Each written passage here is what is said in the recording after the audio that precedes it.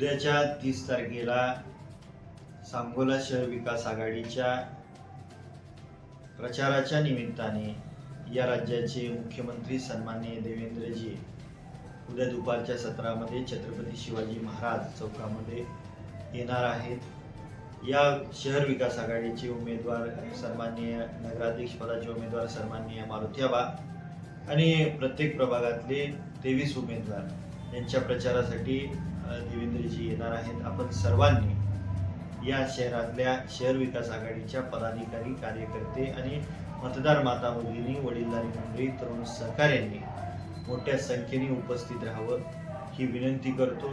आपल्याला इतरांसारखं बाहेरून माणसं आणायची गरज पडत नाही आणि उद्याच्या प्रचाराच्या सभेनंतर मारुतीआबा किती हजाराच्या लीडने येणार हे ठरणार आहे आणि त्याच्यासाठी आपण सर्वांनी मोठ्या संख्येने उपस्थित राहावं एवढी